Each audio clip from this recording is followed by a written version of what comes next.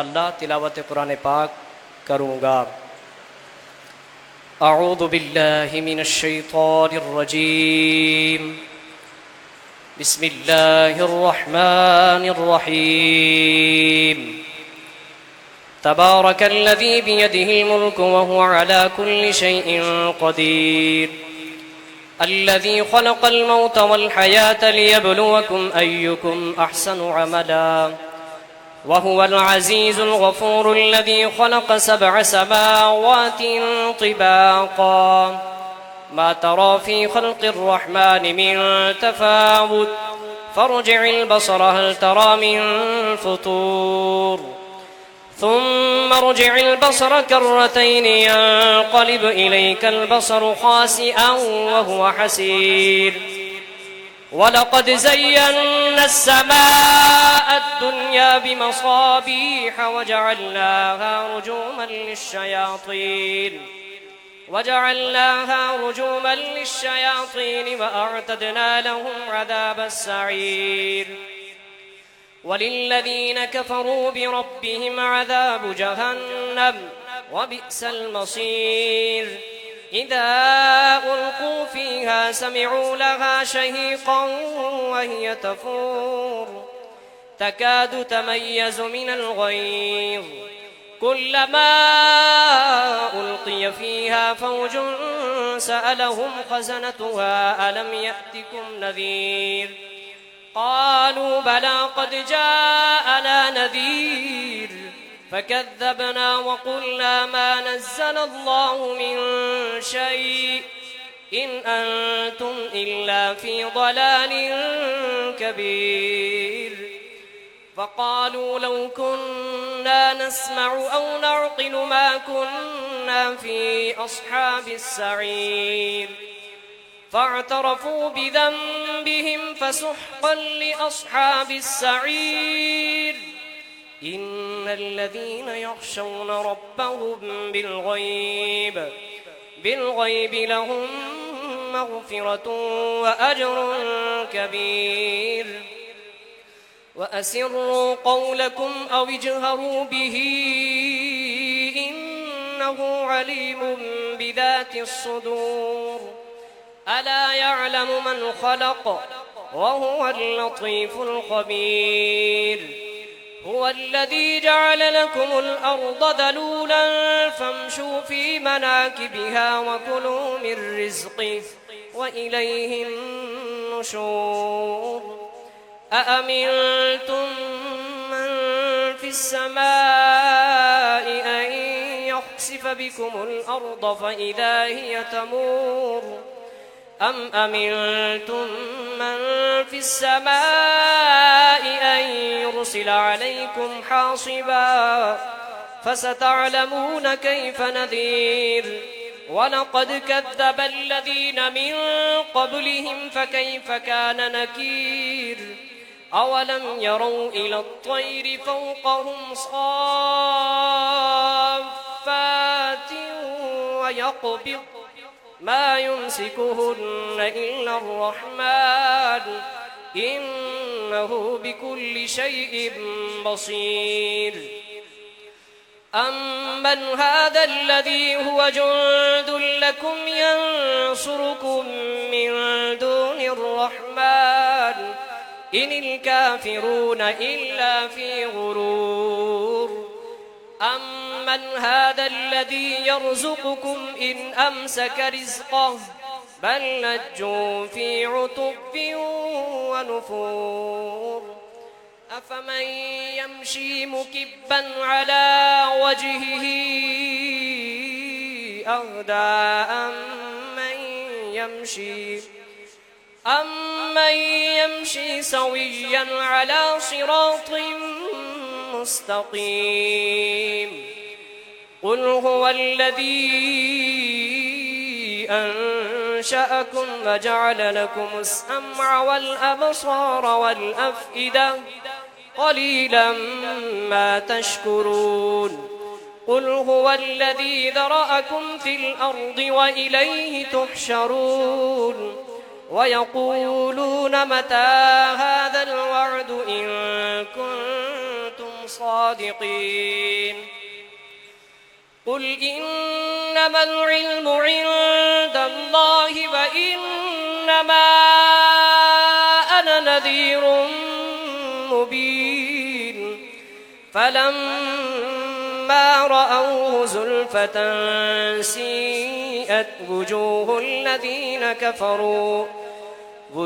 الذين كفروا وقيل هذا الذي كنتم به تدعون قل أرأيتم إن أهلكني الله ومن معي أو رحمنا فمن يجير الكافرين من عذاب أليم قل هو الرحمن آمنا به وعليه توكلنا فستعلمون من هو في ضلال مبين قل أرأيتم إن أصبح ماؤكم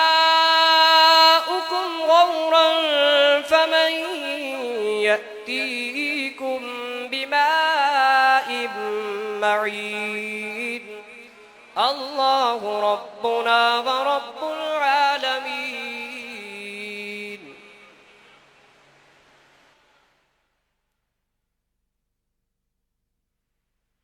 صلوا على الحبيب صلى الله تعالى على محمد صلى الله عليه وآله وسلم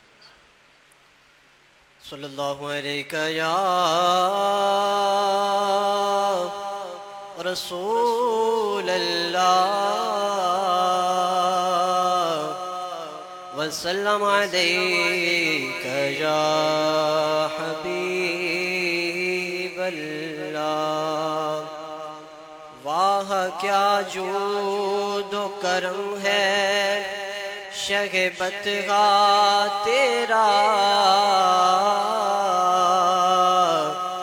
نہیں سنتا ہی نہیں مانگنے والا تیرا اور فیض گیا شہ تسنیم نرالا تیرا آپ پیاسوں کے تجسس میں ہے دریا تیرا صلی اللہ علیہ یا رسول اللہ وسلم علیک یا حبیب اللہ پھر کے گلی گلی تباہ پھر کے گلی گلی تباہ ٹھوکرے سب کی کھائیں کیوں پھر کے گلی گلی تباہ ٹھوکرے سب کی کھائیں کیوں دل کو جو عقل دے خدا تیری گلی سے جائیں کیوں بار نہ تھے حبیب کو پالتے ہی غریب کو بار نہ تھے حبیب کو پالتے ہی غریب کو روئے جو اب نصیب کو روئے جو اب نصیب کو چین کہو گواہ کیوں یاد حضور کی قسم غفلت عیش ستم یاد حضور کی قسم غفلت عیش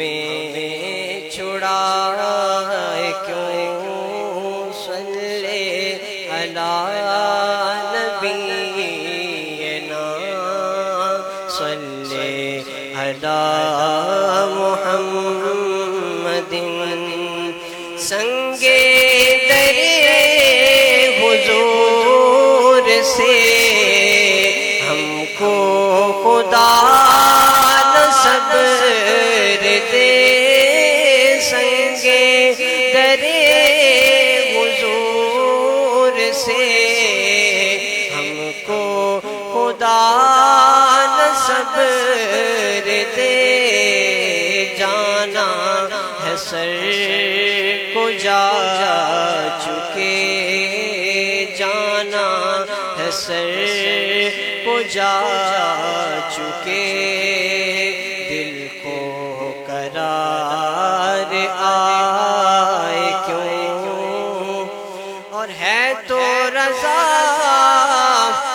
نراستن جرم پہ گر نہ جائیں ہم ہے تو رضا نراستن جرم پہ گر نہ جائیں ہم کوئی بجائے سوز غم کوئی بجائے سوز غم ساز طرب بجائے کیوں پھر کے گلی گلی تباہ ٹھوکریں سب کی کھائیں کیوں روئے پھر کے گلی گلی تباہ ٹھوکریں سب کے کھائیں کیوں دل کو جو عقل دے خدا تیری گلی سے جائیں کیوں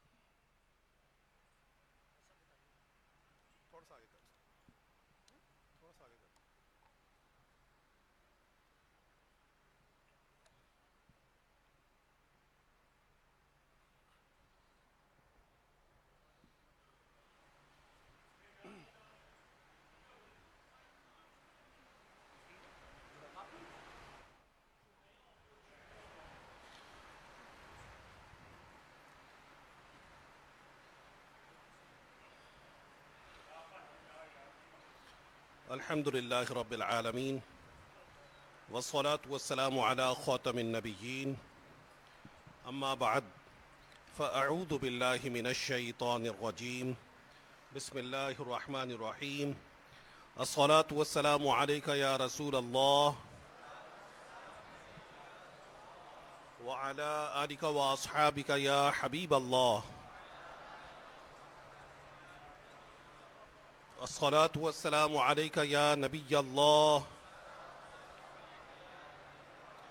وعلى آلك وأصحابك يا نور الله نويت سنة الاعتكاف رسول محتشم شاہ بنی آدم نور مجسم صلی اللہ تعالی علیہ وآلہ وسلم کا فرمان معظم ہے. ارشاد فرمایا زینوا مجالسکم بالصلاة علی فإن صلاتکم علی نور لکم یوم القیامہ. اپنی مجالس کو میری ذات پر درود پڑھ کر سجایا کرو کہ تمہارا مجھ پر درود پڑھنا بروز قیامت تمہارے لیے نور ہوگا. صلو علی الحبیب صلی اللہ تعالی علی محمد وعلی آلہ وصحبہ وبارک وسلم. الحمدللہ آج ہم اس وقت پاکستان کے مشہور صوبہ پنجاب کے مشہور شہر ڈیرہ غازی خان کے فیضان مدینہ میں حاضر ہیں۔ ہفتہ وار سنتوں بھرے اجتماع کا سلسلہ ہے۔ عاشقان رسول کی ایک بہت بڑی تعداد الحمدللہ دور و نزدیک سے اس اجتماع میں حاضر ہے۔ اللہ رب العزت تمام کا آنا قبول فرمائے اور جو کچھ سنے اسے یاد رکھنے، اسے سمجھنے، اس پر عمل کرنے کی توفیق اپنے کرم سے عطا فرمائے۔ صلو علی الحبیب صلی اللہ تعالی علی محمد وعلی آلہ وصحبہ وبارک وسلم۔ رسول محتشم شاہ بنی آدم نور مجسم صلی اللہ تعالی علیہ وآلہ وسلم کا فرمان عظمت نشان ہے۔ ارشاد فرمایا لا تحقرن من المعروف شیئا ولو ان تلقى اخاک بوجہ طلق، یعنی نیکی کی کسی بات کو حقیر نہ سمجھو، وہ تمہارا اپنے بھائی سے خندہ پیشانی سے ملاقات کرنا ہو، یعنی چاہے وہ تمہارا اپنے کسی بھائی سے خندہ پیشانی سے ملاقات کرنا ہی ہو نا، تو نیکی کی کسی بات کو حقیر مت سمجھو۔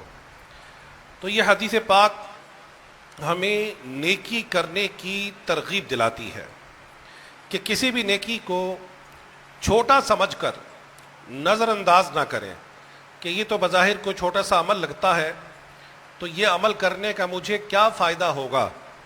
تو آج کا جو بیان ہے، اس بیان کا موضوع یہی ہے کہ ہم کسی بھی نیکی کو معمولی سمجھ کر نظر انداز نہ کریں، کہ بعض روایات ایسی بیان کی گئی ہیں، بعض احادیث طیبہ ہمیں ایسی ملتی ہیں کہ نبی محتشم صلی اللہ علیہ وآلہ وسلم نے اس میں بعض لوگوں کے اعمال کا ذکر فرمایا کہ بعض اعمال کی بنا پر بعض لوگ جو بظاہر لوگوں کی نگاہ میں بڑے اعمال نہیں تھے، اللہ رب العزت نے ان اعمال کی وجہ سے ان لوگوں کو داخل جنت فرمایا۔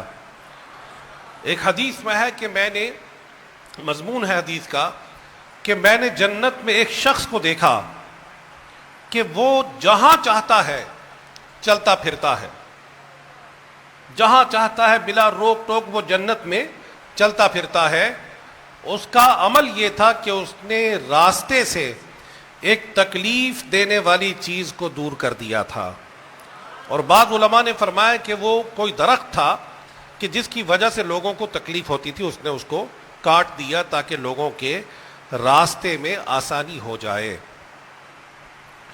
اور آپ یہ دیکھیں کہ کہیں ایک گھونٹ پانی پلانے پر کسی بندے کے لیے جنت کا فیصلہ ہو جاتا ہے کہ ایک جنتی قیامت کے دن ایک دورہ کرے گا، اس کے دورے کے دوران اس کی بعض لوگوں سے ملاقات ہوگی، ایک بندے سے ملاقات ہوگی، وہ کہے گا کہ کیا آپ نے مجھے پہچانا کہ دنیا میں ایک مرتبہ آپ کو پانی کی ضرورت پڑی تھی تو میں نے پانی کا ایک گھونٹ آپ کی خدمت میں پیش کر دیا تھا۔ تو وہ بندہ پہچان کر کہے گا کہ یا اللہ، واقعی اس بندے نے مجھے دنیا میں پانی کا ایک گھونٹ پلایا تھا، تو اللہ رب العزت اس کی سفارش کو، اس کی شفاعت کو اس بندے کے حق میں قبول فرما کر اس بندے کو داخل جنت فرما دے گا۔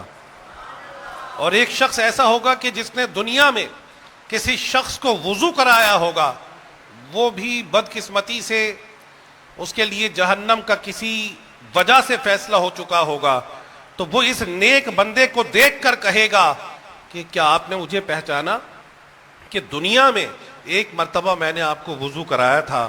تو یہ نیکوکار بندہ اسے بھی پہچان کر رب کائنات کی بارگاہ میں اس کی سفارش کر کے اسے داخل جنت فرما دے گا۔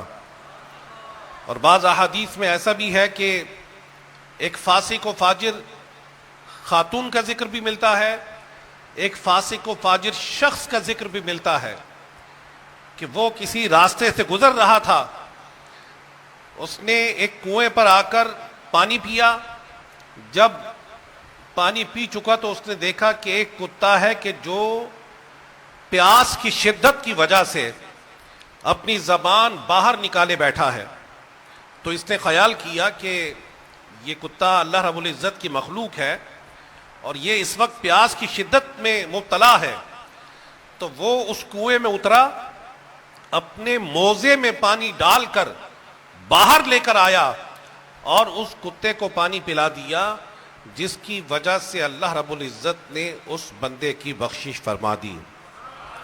تو آج کا ہمارا موضوع ہے کہ ایک تو نیکی کو، کسی بھی نیکی کو ہم نے معمولی نہیں سمجھنا، اور کسی گناہ کو بھی معمولی سمجھ کر نہیں کرنا کہ یہ تو چھوٹا سا گناہ ہے۔ بعض اوقات بعض گناہ ایسے ہوتے ہیں کہ جو بظاہر بندہ معمولی خیال کرتا ہے، لیکن اس کی وجہ سے اللہ رب العزت کی ہمیشہ ہمیشہ کی ناراضی اس بندے کے لیے لکھ دی جاتی ہے۔ تو کسی گناہ کو بھی معمولی خیال نہ کریں، اور معمولی سمجھ کر کسی گناہ کو نہ کریں، اور کسی نیکی کو بھی معمولی سمجھ کر اپنی زندگی سے ترک نہ کریں۔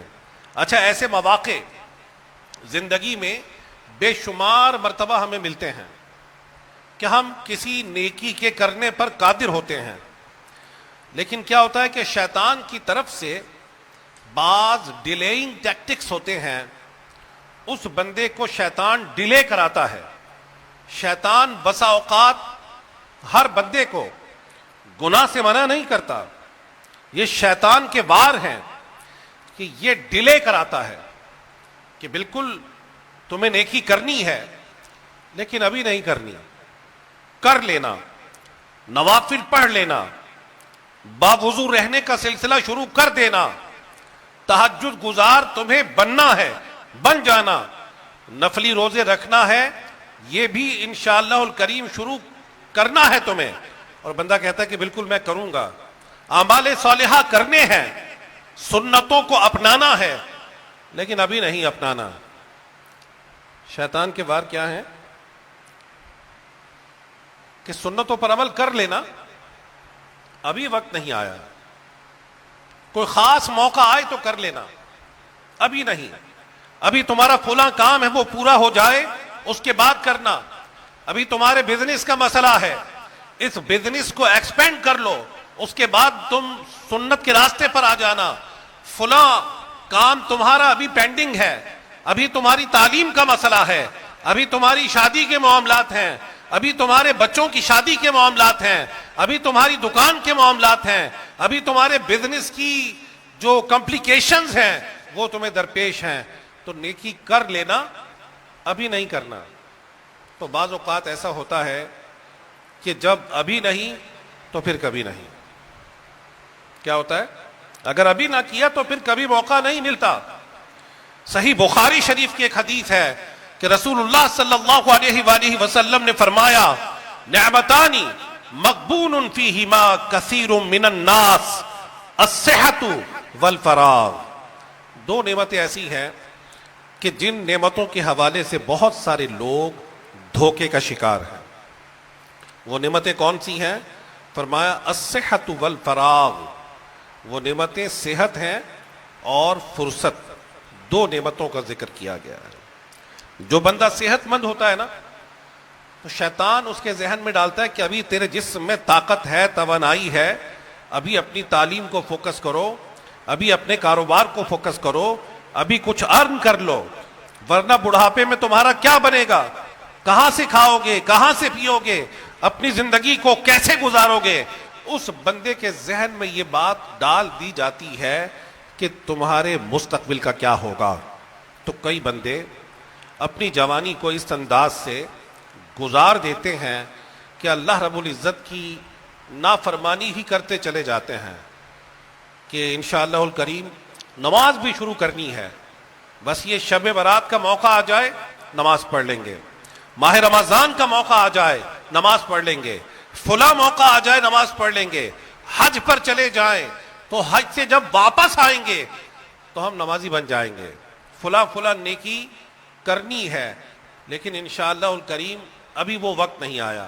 داڑھی شریف بھی رکھیں گے انشاءاللہ الکریم، لیکن بس حج کر کے آ جائیں تو وہاں سے نبی پاک صلی اللہ علیہ وآلہ وسلم کے در اقدس سے تحفہ لے کر آنا ہے داڑھی شریف کا، تو کئی بیچارے اس وجہ سے اس عظیم واجب اور اس عظیم سنت سے محروم رہتے ہیں،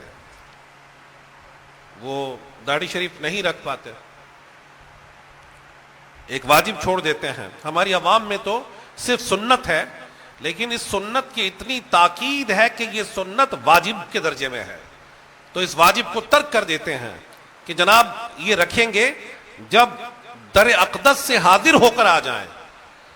تو نہ حاضری بے شمار لوگوں کی ہو پاتی ہے، نہ وہ بیچارے داڑھی شریف رکھ پاتے ہیں۔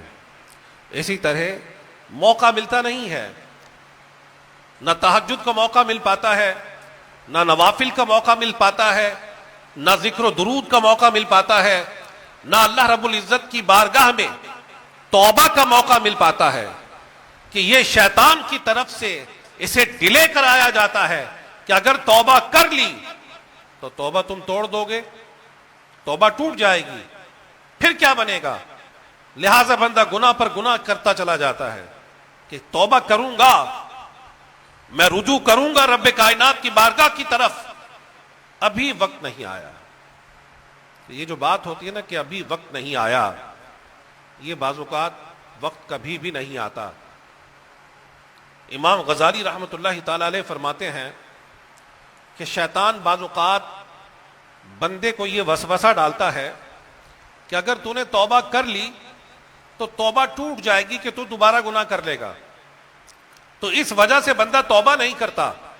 فرمایا بندے تو توبہ کر لے، ہو سکتا ہے کہ تجھے توبہ کرنے کے بعد گناہ کا موقع ہی نہ ملے۔ کئی ایسے لوگ ہیں کہ جو توبہ کرتے ہیں اس کے بعد ان کی زندگی کا ہی اختتام ہو چکا ہوتا ہے عند اللہ، ان کی موت کا وقت قریب آ چکا ہوتا ہے، اللہ رب العزت کے کرم سے ان کی یہ توبہ قبول بھی ہو جاتی ہے، اور وہ رب کائنات کی بارگاہ میں ایسے عالم میں حاضر ہوتے ہیں کہ ان کے نامہ اعمال میں گناہ ہی نہیں ہوتا۔ ایک حدیث میں ہے التائب من الذنب کمن لا ذنب لہ، کہ گناہ سے توبہ کرنے والا ایسا ہے کہ جیسے اس نے گناہ کیا ہی نہ ہو۔ تو فرمایا کہ تو توبہ میں تاخیر نہ کر، ہو سکتا ہے کہ تجھے توبہ کرنے کے بعد گناہ کا موقع ہی نہ ملے۔ اور بعض ایسے اللہ رب العزت کے نیک بندے ہوتے ہیں جنہیں اللہ رب العزت ایسی کامل توبہ کی توفیق عطا فرماتا ہے کہ اس توبہ کے بعد وہ گناہ کی طرف مائل ہی نہیں ہوتے، ان کی توبہ اتنی پکی ہوتی ہے کہ وہ گناہ کی طرف مائل ہی نہیں ہوتے، اور اپنی ساری زندگی اللہ تبارک و تعالیٰ کے فرامین پر چلتے ہوئے گزار دیتے ہیں۔ تو توبہ تو بندے کو فوری کر لینی چاہیے، اور فرمایا کہ اگر تیری توبہ ٹوٹ بھی جائے تو پھر توبہ کر لے۔ شیطان کا کتنا بڑا وار ہے کہ توبہ کی تو ٹوٹ جائے گی، اس لیے توبہ نہیں کرتا۔ فرمایا توبہ کرنے میں تاخیر نہ کر، اگر توبہ کرنے کے بعد پھر گناہ ہو جائے تو پھر توبہ کر لے، اور اللہ رب العزت تیرے گناہ کو بخش دے گا۔ ایک حدیث میں ہے جس کا خلاصہ ہے کہ ایک بندے سے گناہ ہو گیا، اس بندے نے اللہ رب العزت کی بارگاہ میں توبہ کی۔ جب اس نے توبہ کی تو اللہ رب العزت نے فرشتوں کے سامنے فرمایا کہ اے میرے فرشتوں، یہ بندہ جانتا ہے کہ اس کا کوئی رب ہے جو گناہ معاف بھی کر دیتا ہے اور گناہ پر پکڑ بھی دیتا ہے۔ اے میرے فرشتوں، گواہ بن جاؤ کہ میں نے اس بندے کو معاف کر دیا۔ فرمایا وہ بندہ کچھ عرصہ ٹھہرا رہتا ہے، یعنی نئی نئی توبہ کی ہوتی ہے نا، تو بعض اوقات فوراً بندہ گناہ نہیں کرتا، تو وہ بندہ کچھ عرصہ ٹھہرا رہتا ہے، اور کچھ عرصے بعد اس سے دوبارہ گناہ ہو جاتا ہے۔ تو جب دوبارہ گناہ ہوتا ہے تو وہ بندہ پھر رجوع کرتا ہے اللہ رب العزت کی بارگاہ کی طرف، اور پھر رب کی بارگاہ میں عرض کرتا ہے کہ یا رب عز وجل، مجھ سے پھر گناہ ہو گیا، اے اللہ عز وجل، اے میرے رب، میرے گناہ کو معاف کر دے۔ تو اللہ رب العزت فرماتا ہے کہ اے میرے فرشتوں، یہ بندہ جانتا ہے کہ اس کا کوئی رب ہے جو گناہ پر پکڑ بھی لیتا ہے اور گناہ کو بخش بھی دیتا ہے، تم گواہ بن جاؤ کہ میں نے اس بندے کے گناہ بخش دیے، اور پھر فرماتا ہے اعمل ما شئت قد غفرت لک، اے بندے تو جو چاہے کر، میں نے تجھے بخش دیا ہے۔ یعنی بندہ جب بھی گناہ ہو جائے نا، ڈیلے نہ کرے، لیٹ نہ کرے، یہ نہ سوچے کہ فلاں موقع پر توبہ کروں گا، یہ نہ سوچے کہ بڑی رات کوئی آئے گی تو توبہ کروں گا، یہ نہ سوچے کہ شب برات پر توبہ، یہ نہ سوچے رمضان تشریف لائے گا تو توبہ کروں گا۔ جیسے ہی اللہ رب العزت کی نافرمانی ہو جائے فوراً توبہ کر لے کہ اس کے توبہ کرنے سے اللہ رب العزت اس کے گناہ کو بخش دے گا۔ جب وہ سچے دل سے، سچے ارادے سے اس گناہ سے تائب ہوگا، جب دل میں شرمندہ بھی ہوگا اور آئندہ گناہ نہ کرنے کا پکا عزم کر لے گا، تو رب کائنات اس کے گناہ کو بخش دے گا، شرمندگی کا احساس بھی ہو۔ تو یہ جو شیطان کے وار ہے نا، یہ جب بندے کے جسم میں طاقت ہوتی ہے تو اس وقت بہت سارے لوگوں کی طرف سے اس پر وار ہوتے ہیں، ہمارے معاشرے کی طرف سے بھی وار ہوتے ہیں۔ جو بندہ ابتدائی عمر میں ہی نیکی کے راستے پر چل پڑے، اس پر شیطان کے وار کیسے ہوتے ہیں کہ تو نے ابھی سے داڑھی رکھ لی، ابھی سے تو نے داڑھی رکھ لی، تیری تو عمر ہی نہیں ہے۔ تو سوچنے کی بات یہ ہے کہ جب عمر ہوئی ہے تو رب کی طرف سے یہ داڑھی پیدا کی گئی نا اس بندے کے لیے، بیفور ٹائم تو داڑھی نہیں آئی نا، اس کی عمر تھی تو داڑھی آئی ہے۔ تو اس کے وار ہوتے ہیں، معاشرے کے لوگوں کے وار ہوتے ہیں، شیطان کے وساوس کا شکار لوگ وار کرتے ہیں کہ تو نے ابھی سے اپنے گناہ سے توبہ کر لی، ابھی تو تیری عمر ہی نہیں ہے، ابھی سے امامہ شریف رکھ لیا، ابھی سے زہد و تقوی والا بن گیا، ابھی سے رجوع اللہ کرنے والا بن گیا، ابھی سے تلاوت قرآن کرنے والا بن گیا، ابھی تو تیری عمر ہی نہیں ہے۔ تو یہ شیطان کا ایک بہت بڑا وار ہے کہ ابھی تیری عمر نہیں ہے۔ بلکہ انسان کو چاہیے کہ وہ جیسے ہی ہوش سنبھالے، والدین کو یہ سکھایا گیا ہے نا کہ بچے کو سب سے پہلے اللہ رب العزت کا نام لینا سکھایا جائے۔ والدین پر سب سے پہلا حق کیا ہوتا ہے کہ بچے کا اچھا نام رکھا جائے، کہ حدیث میں ہے کہ قیامت کے دن تمہیں تمہارے اور تمہارے آبا کے ناموں سے پکارا جائے گا، لہذا بچوں کا نام اچھا رکھا جائے۔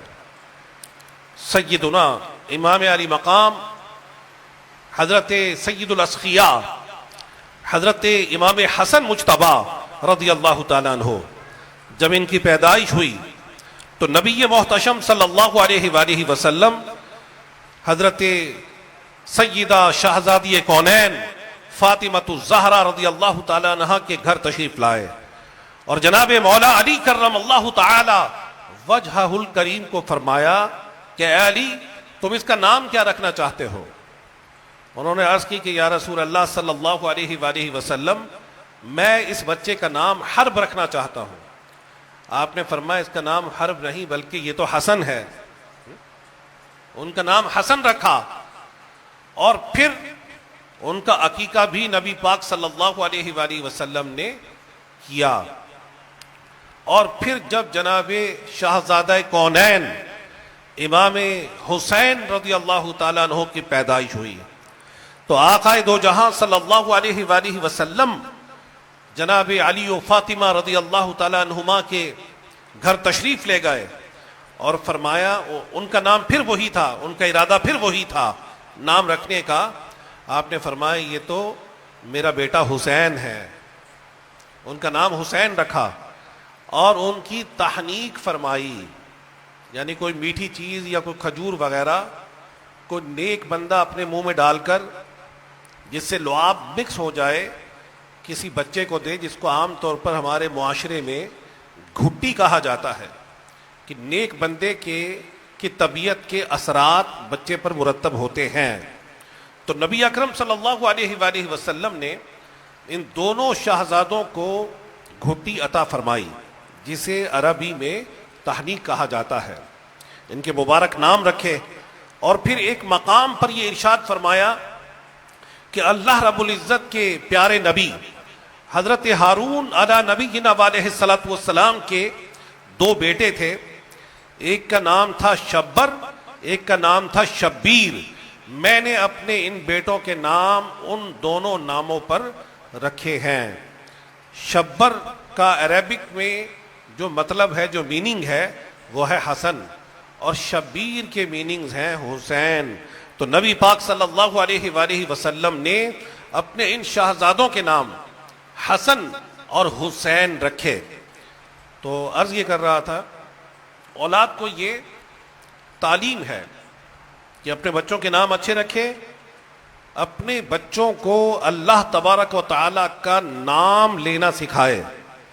کئی اولیاء کاملین علیہم الرحمہ کے حوالے سے یہ کتابوں میں ملتا ہے کہ ان کے گھر جب وہ بچے تھے، کئی اولیاء تھے، جب وہ پیدا ہوئے تو ان کے بڑوں کی طرف سے گھر کے تمام لوگوں کو یہ تاکید ہوتی تھی کہ بچے کے سامنے غیر خدا کا نام نہیں لینا، بچے کے سامنے صرف اللہ تبارک و تعالیٰ کا نام ہی لینا ہے، تاکہ بچہ اپنی زبان سے سب سے پہلے جو جملہ بولے وہ اللہ رب العزت کا اسم مبارک بولے۔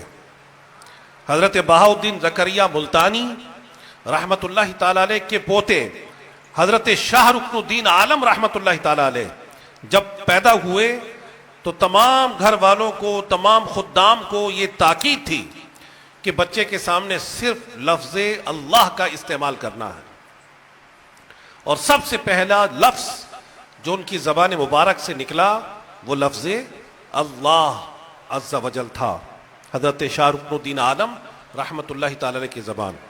اچھا، پھر جب بچہ 7 سال کا ہو جائے تو تاکید کی گئی کہ اسے نماز کا حکم دیا جائے۔ ابھی نماز پڑھنا بچے پر فرض نہیں ہے، ابھی یہ بچہ بالغ نہیں ہوا، لیکن نماز کی اسے تاکید کی جائے تاکہ اسے عادت پڑ جائے، یہ نماز سیکھ لے، یہ طہارت کے بنیادی مسائل کو سیکھ لے۔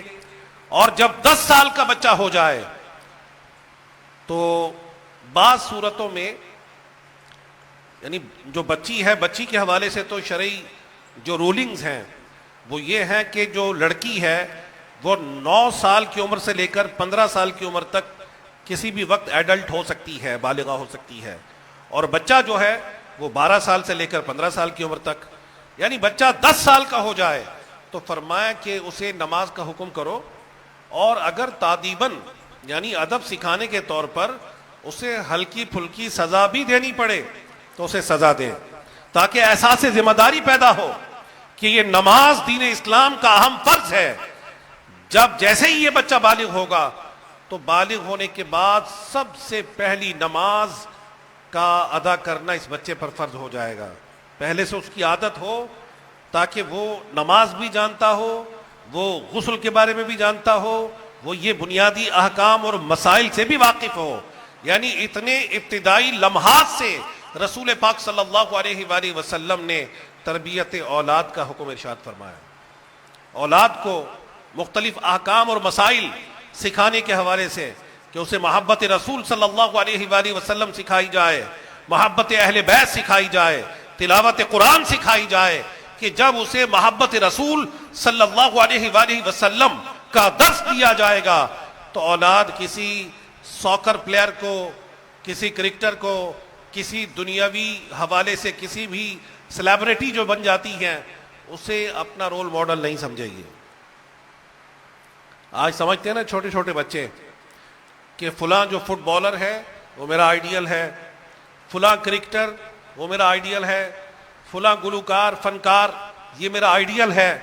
جب محبت رسول صلی اللہ علیہ وآلہ وسلم اولاد کو سکھا دی جائے گی تو اولاد کے ذہن میں یہ ہوگا کہ ہماری محبتوں کا محور اور مرکز جو ذات ہے وہ نبی پاک صلی اللہ علیہ وآلہ وسلم کی ذات اقدس ہونی چاہیے۔ تو یہ کب ہوگا؟ جب شروع سے ہی اس کی تربیت کریں گے۔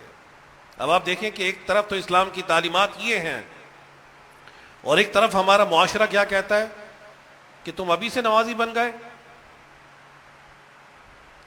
ابھی تو تم بہت چھوٹے ہو، ابھی سے نیکوکار بن گئے؟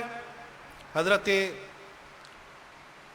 بہلول دانا رحمت اللہ تعالی علیہ اب فرماتے ہیں کہ ایک مرتبہ میں ایک جگہ سے گزر رہا تھا تو میں نے دیکھا کہ بچے کھیل رہے ہیں اخروٹ سے. ایک بچہ وہاں بیٹھا رو رہا ہے، چھوٹا سا بچہ تھا. تو میں نے سوچا کہ یہ بچہ کوئی غریب ہے، شاید اس بچے کے پاس اخروٹ نہیں ہے تو اس لیے یہ رو رہا ہے. تو میں نے کہا کہ بچہ میں تمہیں اخروٹ خرید کر دے دوں تاکہ تم کھیلو.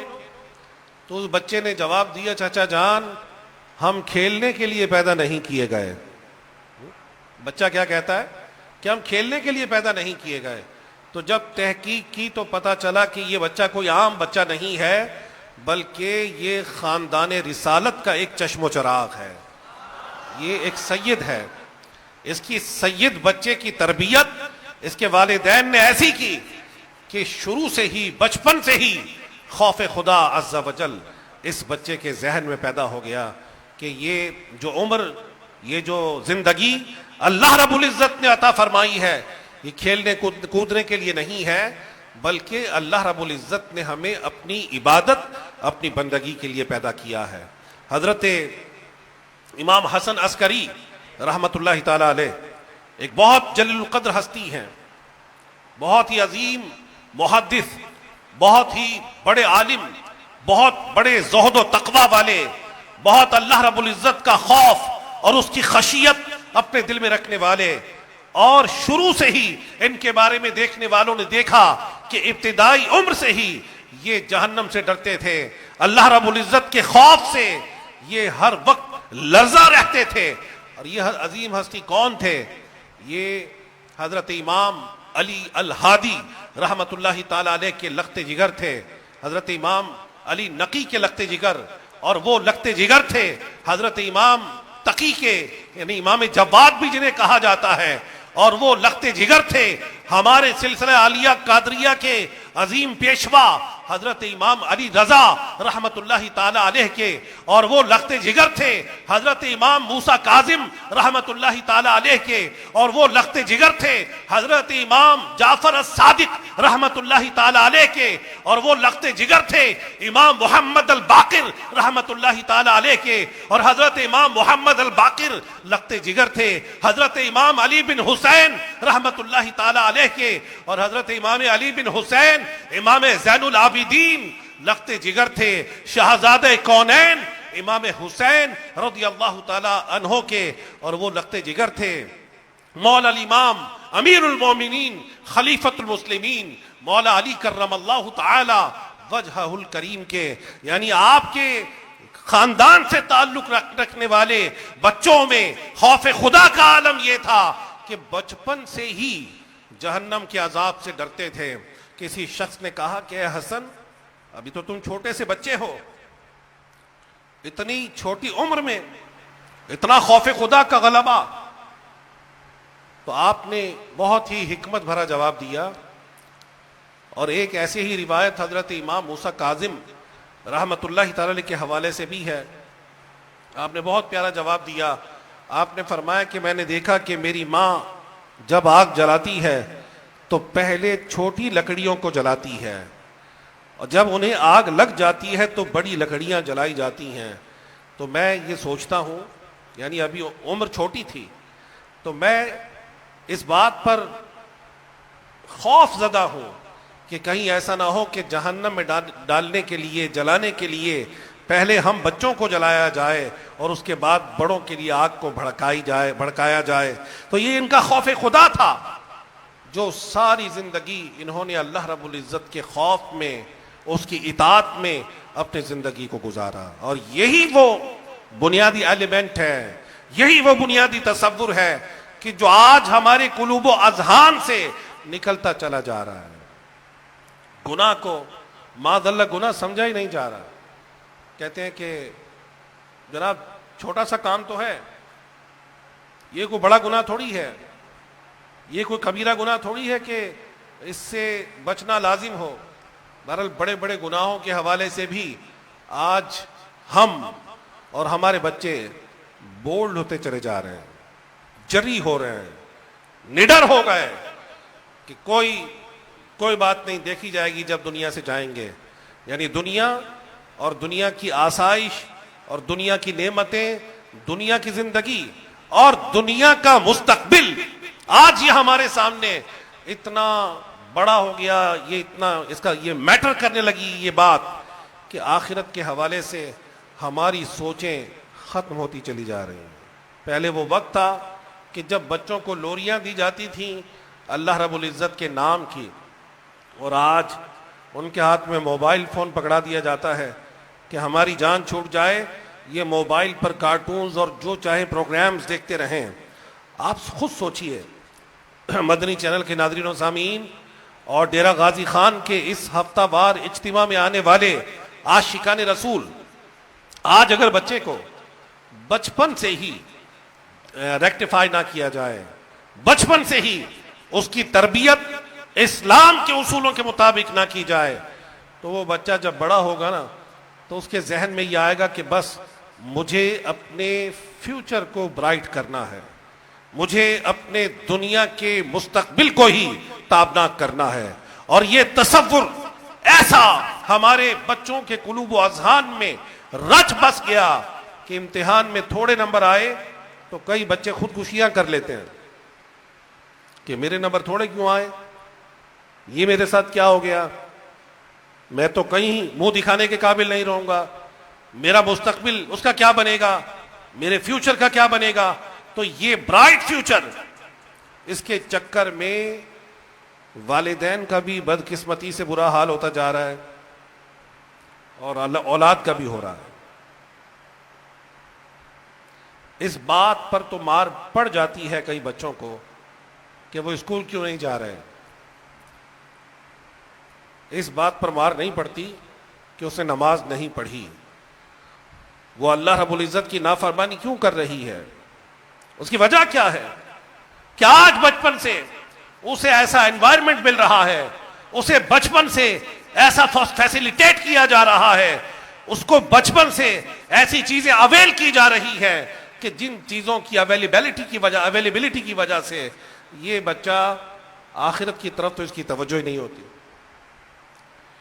یہ غیر اسلامی کلچر کو ہی اپنی زندگی کا مقصد سمجھ بیٹھا ہے. وہی انداز، وہی گفتگو، وہی صرف اور صرف اس دنیا کے مستقبل کی تابناکی کا تصور. آج ہمارا سب سے بڑا مسئلہ ہے، آج ہمارے معاشرے کا سب سے بڑا مسئلہ بنتا جا رہا ہے کہ ہمارے بچے، ہمارے بڑے، ہمارے سرپرست، ان کے ذہن میں یہ بات آ گئی کہ صرف دنیا کا مستقبل روشن کرنا ہے، اور بدقسمتی سے اسی راہ میں بہ رہے ہیں کہ بس اس مستقبل کی تابناکی کرنی ہے.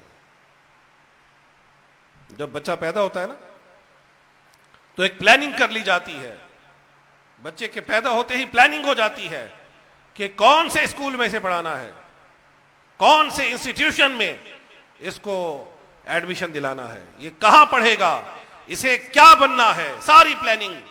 لیکن اس پلاننگ میں یہ نہیں ہوتا کہ اس بچے کو اللہ تبارک و تعالی کا اطاعت گزار بھی بنانا ہے، اس بچے کو رسول پاک صلی اللہ علیہ وآلہ وسلم کا عاشق صادق بھی بنانا ہے، اس بچے کی تربیت ایسے کرنی ہے کہ یہ بڑا ہو کر ہم پر ہاتھ نہ اٹھائے بلکہ ہمارے لیے رب کی بارگاہ میں ہاتھ اٹھائے. آج بہت بڑا المیہ ہے ہمارے معاشرے کا، والدین کے سامنے ہو جاتے ہیں کہ تم نے ہمارے لیے کیا کیا، کیا نہیں کیا. ابھی چھوٹے تھے کہ تکلیف کا آغاز ہو گیا، ہمارا راتوں کا رونا، اس رونے نے انہیں بے قرار کر دیا، ہماری تکالیف نے انہیں بے قرار کر دیا، ہمارے دکھوں نے انہیں بے قرار کر دیا، ہماری تکالیف، یہ اس قدر پریشان ہوتے کہ کہیں یہ فوت نہ ہو جائے، ہمیں لے لے کر پھرتے ہیں ہمارے دکھوں کا، ہمارے غموں کا ان پر کتنا اثر ہوتا ہے کہ یہ رو رو کر ہلکان ہو جاتے ہیں، نہ جانے کہاں کہاں جاتے ہیں، نہ جانے کس کس انداز سے ہمارے لیے ارننگز کرتے ہیں کہ ہمارا بچہ یہ کہیں بنیادی ضرورتوں سے محروم نہ ہو جائے۔ باپ سارے دن کتنی کوشش کرتا ہے، باپ سارے دن کتنی مشقت کرتا ہے، باپ سارے دن کتنا پریشان ہوتا ہے کہ میرے بچے کو بنیادی ضرورت کی چیزیں ملنی چاہیے، اسے اس کا دودھ ملنا چاہیے، اس کا کھانا ملنا چاہیے، اس کی اسکولنگ ہونی چاہیے، اس کو اچھا لباس ملنا چاہیے، اس کو عید کے موقع پر، ایونٹس کے موقع پر، گرمی سردی کے موقع پر اچھا لباس ملنا چاہیے۔ اب تو بڑی سہولت ہو گئی آج کل کے بچوں کے لیے کہ ایونٹس پر انہیں بہت کچھ مل جاتا ہے۔ جو لوگ میری ایج کے ہیں آپ ان سے پوچھیں، جو میری ایج کے ہیں آپ ان سے پوچھیں ہاں جی آپ کا بچپن کیسا گزرا، تو وہ بچپن کے حالات آپ کو بتائیں گے۔ بڑے سے بڑے امیر گھرانے کے بچے وہ آپ کو بتائیں گے کہ جناب بچپن ہمارا کیسا گزرا کہ جب عید الفطر پر کپڑے بنتے تھے تو دوسرے دن وہ کپڑے لپیٹ کر صندوق میں رکھ دیے جاتے تھے کہ بس اب یہ کپڑے عید الاضحیٰ پر پہننے ہیں۔ صحیح ہے جی، ایسے ہے۔ اسکول کے لیے جو جوتے استعمال ہوتے تھے، کئی لوگ اپنے بچوں کو عید پر وہ جوتے پہناتے تھے تاکہ اسکول میں بھی کام آ جائیں۔ اگر اس دور کی پریشانیوں کو دیکھیں اور آج کی فیسلٹیز کو دیکھیں تو زمین و آسمان کا فرق ہے۔ تو ان تمام کی تمام چیزوں میں جن چیزوں کو آج بدقسمتی سے ہم نے مائنس کر دیا وہ اللہ رب العزت کی ذات کی طرف رجوع ہے۔ آج اس کا تصور ہمارے معاشرے سے مٹتا چلا گیا، ایسے میٹیریلسٹک ہوتے جا رہے ہیں، ایسی مادیت پسندی کا شکار ہوتے جا رہے ہیں کہ اپنی اولاد کے لیے اگر دعا کرانی ہے تو بہت کم لوگ ہیں، بہت کم لوگ ہیں جو کہتے ہیں دعا کریں کہ ہماری اولاد کی آخرت اچھی ہو جائے۔ یہ ملیں گے کہ دعا کریں کہ بس اولاد کامیاب ہو جائے، یعنی صرف اور صرف دنیا کی کامیابی، دنیا کا مال و دولت، دنیا کی ترقی، دنیا کی زندگی کی بہتری، دنیا میں کسی اچھی جاب کا مل جانا، دنیا میں کسی اچھے عہدے کا مل جانا، دنیا میں کسی اچھے منصب کا مل جانا، دنیا میں کسی بڑی جاب پر تعینات ہو جانا۔ بدقسمتی سے آج ہمارے مسلم معاشرے میں بھی شیطان نے ان باتوں کو لوگوں کے قلوب و اذہان میں ڈال دیا ہے کہ بس تجھے اپنے مستقبل کو روشن کرنا ہے۔ یعنی یہ کئی ایسے لوگوں سے ملاقات ہوتی ہے کہ جو اسکولنگ کے حوالے سے اپنے بچوں کے پریشان ہوتے ہیں کہ جناب فلاں اسکول میں پڑھے گا تو یہ بڑے بڑے لوگوں سے اس کا رابطہ ہو جائے گا، بڑے بڑے اس کے اچھے کلاس فیلوز ہوں گے، کوئی منسٹر بنے گا، کوئی بہت بڑا بینک بیلنس والا بنے گا، کوئی چارٹرڈ اکاؤنٹنٹ بنے گا، کوئی ڈاکٹر بنے گا، کوئی انجینئر بنے گا، کوئی چھوٹا آدمی نہیں ہوگا۔ تو جناب جس لیول کے لوگوں کے ساتھ اس کی اسکولنگ میں کرانا چاہتا ہوں تو یہ اپنا ذہن اس کا اسی لیول کا ہوگا۔ تو والدین، کئی والدین اولاد کی خوشیوں کی خاطر اولاد کی اور بدقسمتی سے اپنی آخرت کو بھی داؤ پر لگا رہے ہیں۔ اسکولنگ منع نہیں ہے، کوئی یہ نہ سوچے کہ ہم اسکولنگ کے خلاف ہیں۔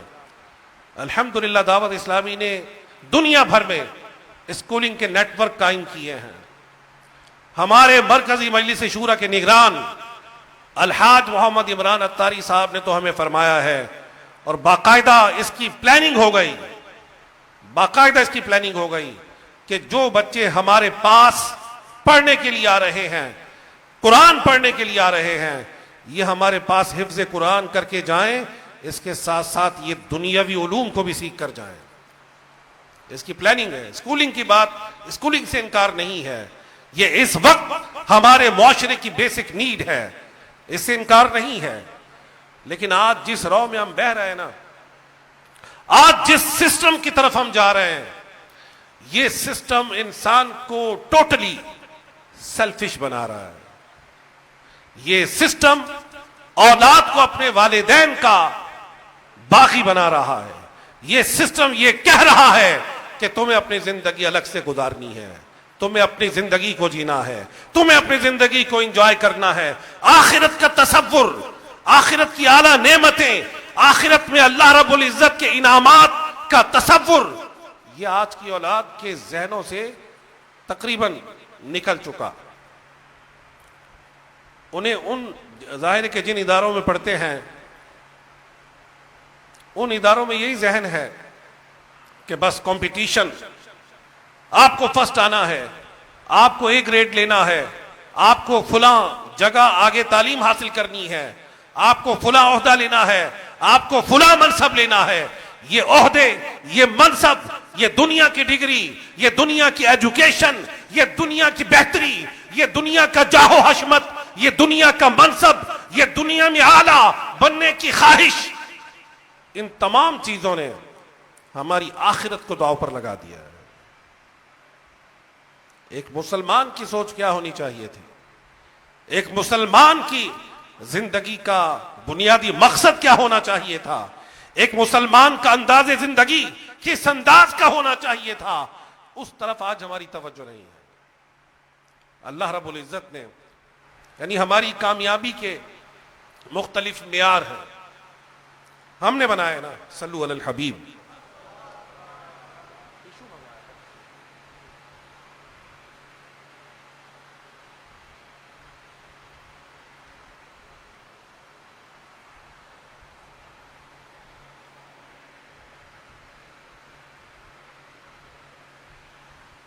ہماری جو کامیابی کے سٹینڈرڈز ہیں، ہماری جو کامیابی کے معیار ہیں، ان میں صرف اور صرف دنیا ہوتی ہے. دنیا کی ترقی، دنیا کا عہدہ، دنیا کا بینک بیلنس، دنیا کا منصب اور دنیا کا لگژریس قسم کا لائف سٹائل اپنانا، یہ ہماری زندگی کا مین مقصد بدقسمتی سے بنتا جا رہا ہے. جو یعنی بعض لوگ مبارکباد دیتے ہیں. ہمارے ایک دوست ہیں وہ ایمریٹس میں رہتے ہیں. انہوں نے مجھ سے ایک بات کی. وہ کہتے ہیں کہ الحمدللہ اپنی زندگی میں میں نے کئی حج کیے، میں نے کئی عمرے کیے. بہت تھوڑے لوگ ہیں کہ جو حج اور عمرے پر مجھے مبارکباد دیتے ہیں. وہ کہتے ہیں کہ ایک ایسے ملک کا میرا ویزا لگا، ملک کا نام نہیں لے رہا، ایک ایسے ملک کا ویزا لگا کہ آج ساری دنیا اسی ملک میں جانے کے خواب دیکھتی ہے تقریباً. وہ کہتے ہیں کہ you are the luckiest one who got the visa of that country. مجھے بہت سارے لوگوں نے مبارکباد دی کہ یار بڑے خوش نصیب ہو یار، کمال ہے یار، تمہارا ویزا لگ گیا. یہ کیسے لگتا ہے ذرا ہمیں بتاؤ، ہم نے تو اتنی اپلیکیشنز سبمٹ کروائیں، ہماری تو ریجیکشن ہو گئی. بڑے بڑے لینڈ لارڈ، بڑے بڑے پیسوں والے، وہ کہتے ہیں کہ مجھ سے گائیڈنس لینے لگے کہ تمہارا ویزا کیسا لگا. یار جانا ضرور، اسے مس نہ کرنا، آسانی سے یہ ویزا نہیں ملتا. کیوں؟ وہاں کیا ہوتا ہے؟ وہاں کی کرنسی، اس کی ویلیویشن پاکستان کے روپی کے مقابلے میں بہت زیادہ ہے. بس وہاں اچھی کمائی ہو جائے گی، کوئی دنیا کے معاملات بہتر ہو جائیں گے، اور کیا ہوگا وہاں پر؟ بس یہ ذہن بن گیا بدقسمتی سے، جانا ہے، ہماری منزل بس یہی ہے، ایبراڈ جانا ہے جناب، فلاں جگہ جا کر، فلاں ملک میں جا کر ہمیں MBBS کرنا ہے، فلاں ملک میں جا کر ہمیں FCPS کرنا ہے، فلاں ملک میں جا کر MPhil کرنی ہے، فلاں ملک میں جا کر PhD کرنی ہے، فلاں ملک میں جا کر پوسٹ ڈاک کرنی ہے، فلاں ملک میں جا کر فلاں اسپیشلائزیشن کرنی ہے کہ اس کی ویلیو ہے، اس کی قدر ہے، تاکہ یہاں آ کر یا وہیں رہ کر ہم زیادہ پیسہ کما سکیں. اور وہ بندہ بہت لکی سمجھا جاتا ہے ہمارے درمیان کہ جو اس انداز سے پیسے والا یا بعض مخصوص ممالک کا سٹیزن بن جائے، ہم کہتے ہیں کہ یہ بہت لکی ہے۔ لکی کون ہے؟ کامیاب کون ہے؟ ہمارے رب عز و جل نے اپنے کلام قرآن مجید فرقان حمید میں واضح طور پر فرمایا ہے۔ یہ ضروری نہیں ہے کہ جو ان ممالک میں جائے اس کی آخرت داؤ پر لگتی ہے، ضروری نہیں ہے۔ الحمدللہ دعوت اسلامی کے سینکڑوں مبلغین الحمدللہ ان ممالک میں جا کر اپنے کام بھی کر رہے ہیں، بعض ایجوکیشن کے حصول میں بھی کوشاں ہیں، لیکن ساتھ ساتھ لوگوں کو دین اسلام کی دعوت بھی دے رہے ہیں، ساتھ ساتھ تہجد گزاری کی سعادت بھی مل رہی ہے، ساتھ ساتھ دین اسلام کو اپنی پریکٹس میں بھی لائے ہوئے ہیں، اپنی وضاقتہ کو، اپنے انداز کو رسول پاک صلی اللہ علیہ وآلہ وسلم کی سنت کے مطابق جنہوں نے تبدیل کر لیا، ایسے لوگ موجود ہیں۔ بلکہ دعوت اسلامی کا جو مدنی دینی انوائرمنٹ ہے، اس دینی انوائرمنٹ نے ایسے لوگوں پر بھی کام کیا تو کہ جب پاکستان سے گئے تھے تو بظاہر مذہب کو پریکٹس میں لانے کا تصور نہیں تھا، لیکن ان ممالک میں جب دینی ماحول ملا تو اپنے آپ کو ایسا چینج کیا کہ لوگ بھی حیران ہو گئے کہ وہاں جہاں جا کر لوگ بدلتے ہیں، جہاں جا کر لوگوں میں مائنس چینجز آتی ہیں، یہ وہاں پر پوزیٹیو چینج ہو گئے۔ یہ دعوت اسلامی کے دینی ماحول کی ایک اسپیشیلٹی ہے کہ اس ماحول نے یہ اثر ڈالا کہ آپ دنیا کے آخری ملک میں بھی، دنیا کے آخری کونے میں بھی چلے جائیں، دین اسلام آپ کی پریکٹس میں ہو۔ تو عرض کر رہا تھا کہ اللہ رب العزت نے قرآن مجید فرقان حمید میں کیا فرمایا؟ رب کائنات نے فرمایا فَمَن زُحْزِحَ عَنِ النَّارِ وَأُدْخِلَ الْجَنَّةَ فَقَدْ فَازَ وَمَا الْحَيَاةُ الدُّنْيَا إِلَّا مَتَاعُ الْغُرُورِ، کہ جو آگ سے بچا کر جنت میں داخل کیا گیا، جو جہنم سے بچا کر جنت میں داخل کیا گیا، وہ مراد کو پہنچا، وہ کامیاب ہوا۔ وَمَا الْحَيَاةُ الدُّنْيَا إِلَّا مَتَاعُ الْغُرُورِ، دنیا کی زندگی کیا ہے اور دنیا کی زندگی کیا ہے سوائے دھوکے کے مال کے؟ یہ دھوکے کا مال ہے، یہ دنیا دھوکے کا مال ہے۔ اس میں نیکیوں کو غنیمت جانیں، جیسے نیکی سامنے آپ کے آ جائے، مسجد آ جائے تو نماز پڑھ لیں، ہر وقت باوضو رہیں، اذان ہو تو اذان کا جواب دیں، تلاوت قرآن میں اپنے وقت کو گزاریں، رب کائنات کی بارگاہ میں رجوع کریں، اس کی بارگاہ میں اپنے گناہوں پر توبہ کریں، اور اپنے اعمال کو، اپنے اسکیجولز کو، اپنے جداول کو ایسے انداز سے نیکیوں سے پیک کر لیں کہ ایک بزرگ کا فرمان مجھے یاد آیا۔ ایک بزرگ فرماتے ہیں کہ اگر مجھے پتا چل جائے کہ آج میری زندگی کا آخری دن ہے تو میں اپنے جدول میں کوئی تبدیلی نہیں کر سکوں گا، جو جدول چل رہا ہے وہ چل رہا ہے۔ یعنی اتنا نیکیوں کو پیک کر لیا اپنے جداول میں۔ ہم اپنے آپ کو دیکھیں کہ ہم نیکیوں کو شامل نہیں کر سکے۔ حضرت جنید بغدادی رحمت اللہ تعالی علیہ، ابھی پچھلے دنوں شیخ طریقت امیر اہل سنت دامت برکاتہ العالیہ نے اپنے ایک آڈیو میسج میں ان کا ذکر خیر فرمایا کہ حضرت جنید بغدادی رحمت اللہ تعالی علیہ جب ان کا آخری وقت آیا تو تلاوت قرآن کر رہے تھے۔ کسی شخص نے پوچھا کہ یا حضرت کیا اب بھی تلاوت قرآن، یعنی آخری وقت ہے اب بھی تلاوت قرآن؟ فرمایا دیکھ نہیں رہے کہ میرا نامہ اعمال کلوز ہو رہا ہے، میرا نامہ اعمال بند ہو رہا ہے، لہٰذا میں چاہتا ہوں کہ جب نامہ اعمال بند ہو تو اس میں کثرت تلاوت لکھی ہو۔ تو یہ سوچ کیسے ملے گی؟ یہ سوچ دینی ماحول سے ملے گی، یہ سوچ ہفتہ وار اجتماع میں آنے سے ملے گی، اور بے شمار لوگوں کو ملی۔ ہزاروں لوگوں کے واقعات ایسے بیان کیے جاتے ہیں معاشرے میں کہ ہفتہ وار اجتماع میں آئے، زندگیاں بدل گئیں۔ عاشقان رسول کے ساتھ سنتوں کی تربیت کے قافلوں میں سفر کیا، زندگیاں بدل گئیں۔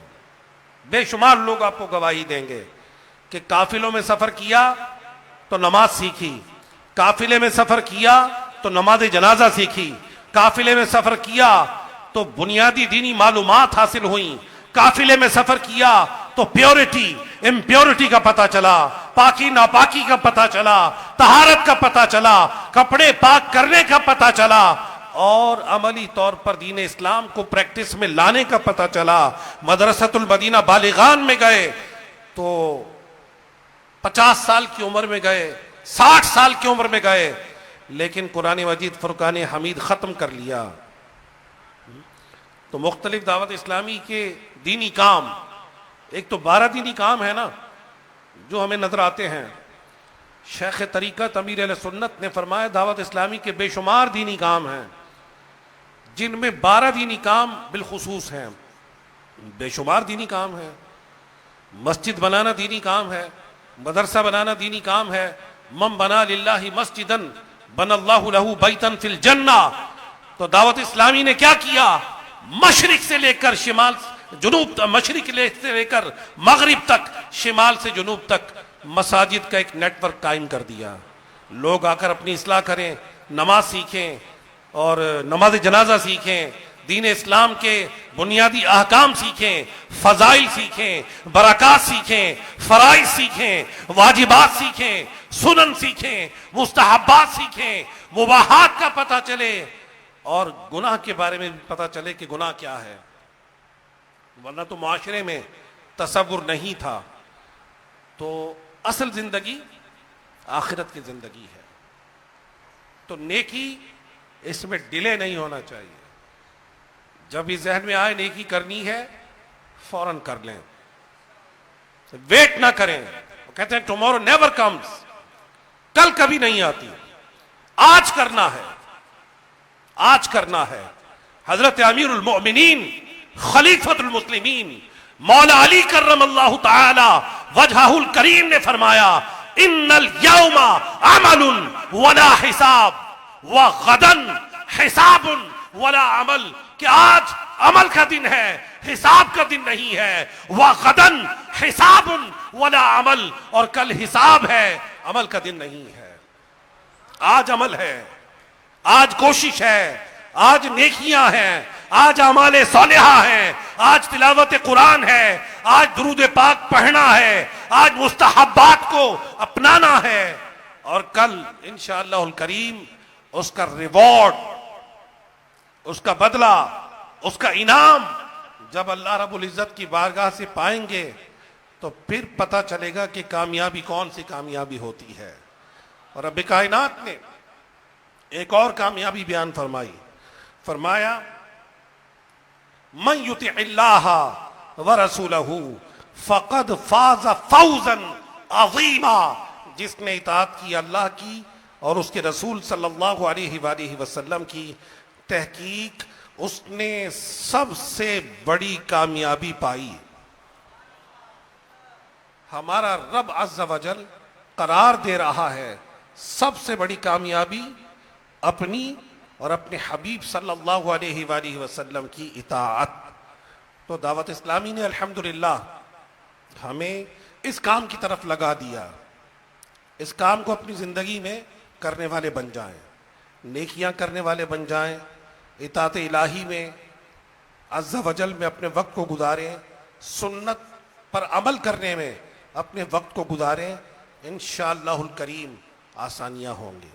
اور سنتیں الحمدللہ دعوت اسلامی کے دینی ماحول میں بے شمار سکھائی جاتی ہیں۔ لباس پہننے کی سنت، ٹوائلٹ میں جانے کی سنت، امامہ شریف باندھنے کی سنت، آئینہ دیکھنے کی سنت، بال یا زلفیں سنوارنے کی سنت، جوتا پہننے کی سنت، زندگی گزارنے کی سنت، مسکرانے کی سنت، اپنے گھر زندگی گزارنے کا انداز، کاروبار کرنے کا طریقہ، سارا کا سارا دین الحمدللہ دعوت اسلامی کے دینی ماحول میں ہمیں سکھایا جاتا ہے۔ تو ہر دم وابستہ رہیں، ہفتہ وار اجتماع میں آئیں، انشاءاللہ الکریم برکات حاصل ہوں گی۔ اللہ رب العزت ہمیں عمل کی توفیق اپنے کرم سے عطا فرمائے۔ صلو علی الحبیب۔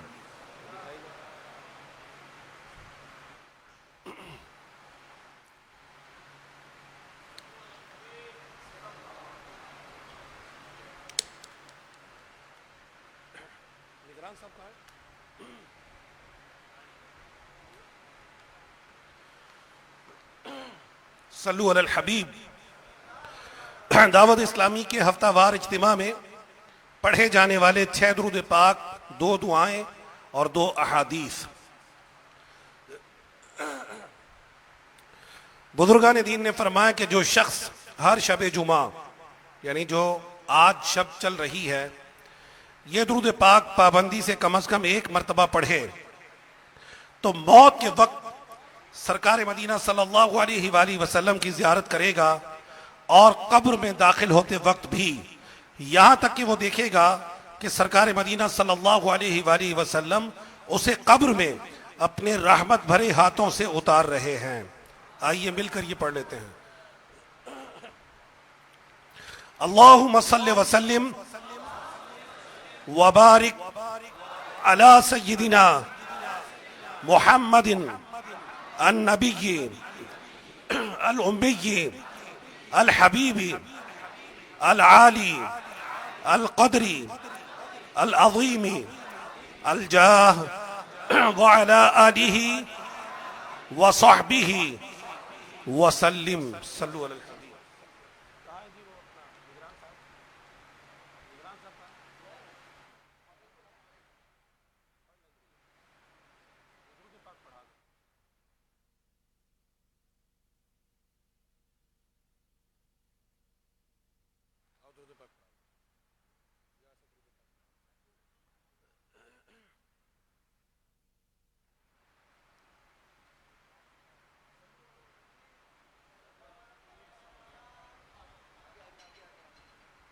خلقي هو الهادي نور الكون بالعبادي.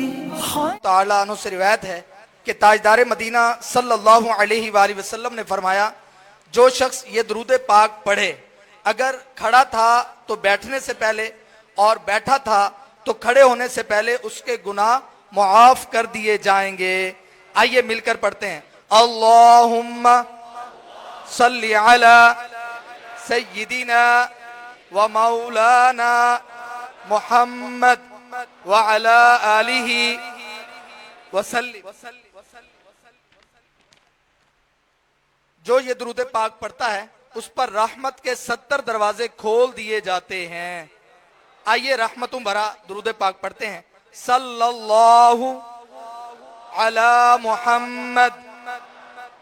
علامہ احمد ساوی رحمت اللہ علیہ بعض بزرگوں کے حوالے سے لکھتے ہیں، اس درود پاک کو ایک بار پڑھنے سے 6 لاکھ درود پاک پڑھنے کا ثواب حاصل ہوگا. آئیے پڑھ لیتے ہیں. اللہم صلی علی سیدنا محمد عدد ما فی علم اللہ صلاة دائمتا بدوام ملک اللہ. ایک دن ایک شخص آیا تو حضور نبی پاک صلی اللہ علیہ وآلہ وسلم نے اسے اپنے اور صدیق اکبر رضی اللہ عنہ کے درمیان بٹھا لیا.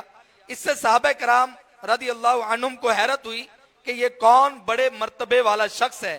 جب وہ چلا گیا تو سرکار صلی اللہ علیہ وآلہ وسلم نے فرمایا، یہ جب مجھ پر درود پاک پڑھتا ہے تو یوں پڑھتا ہے. آئیے ہم بھی پڑھ لیتے ہیں. اللہم صلی علی محمد کما تحب وترضى. شافع امم صلی اللہ علیہ وآلہ وسلم کا عظمت والا فرمان ہے، جو شخص یوں درود پاک پڑھے اس کے لیے میری شفاعت واجب ہو جاتی ہے. آئیے پڑھ لیتے ہیں. اللہم صلی علی محمد وانزلہ المقعد المقرب عندک یوم القیامہ. حضرت ابن عباس رضی اللہ عنہ سے روایت ہے، سرکار مدینہ صلی اللہ علیہ وآلہ وسلم نے فرمایا، اس کو پڑھنے والے کے لیے 70 فرشتے 1000 دن تک نیکیاں لکھتے ہیں. آئیے پڑھتے ہیں.